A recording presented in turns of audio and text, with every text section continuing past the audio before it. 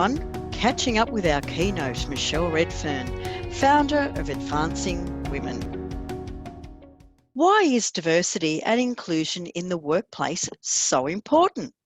The business case is stacked up for a long time around diversity and inclusion. We know that organisations who are diverse, and when we have gender diversity at the top team, so the board, the CEO and the CEO's team and the layers below, are between 21 and 27% more likely to outperform their nearest competitor on all metrics, including financial.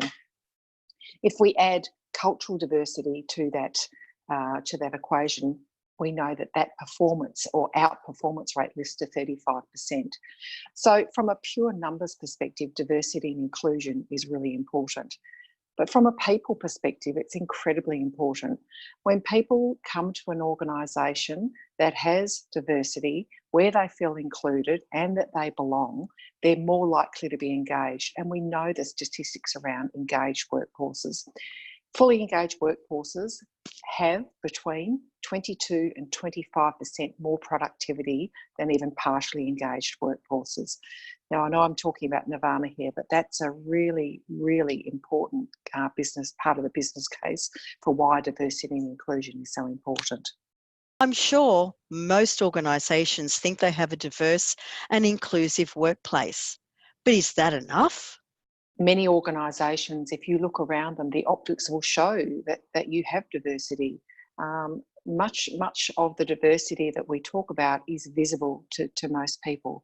Gender diversity, cultural diversity, age diversity, whether you're able-bodied or disabled. So there's a whole range of parameters that we can measure diversity on.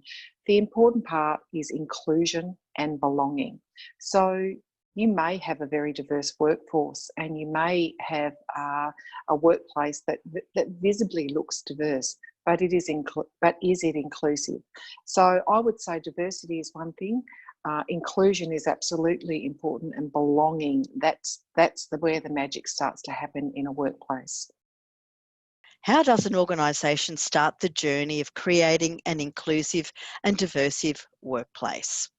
My first piece of advice to any executive or any member of any team that comes to me to say, how do I start the journey? I tell them to stop.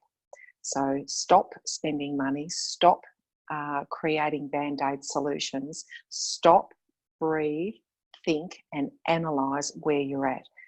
Diversity, inclusion and belonging and inclusive workplaces are like any other business challenge and business opportunity that we have. We do not start to create a solution until we've diagnosed what the problem is. So my advice is stop before you start and consider what are the numbers in your organisation. So have you got enough women in leadership? Is there cultural diversity? What other metrics do you want to measure in terms of diversity and inclusion? Once you understand your as-is state, then you can start to imagine what the future might look like and create a plan that takes you forward to success, but also measures the success and measures the progress along the way. So how do you start? You start by stopping. Join Michelle Redfern at the Auscontact 2019 National Conference on October 17 and 18 at the Brisbane Convention and Exhibition Centre. Follow the link below to purchase your ticket.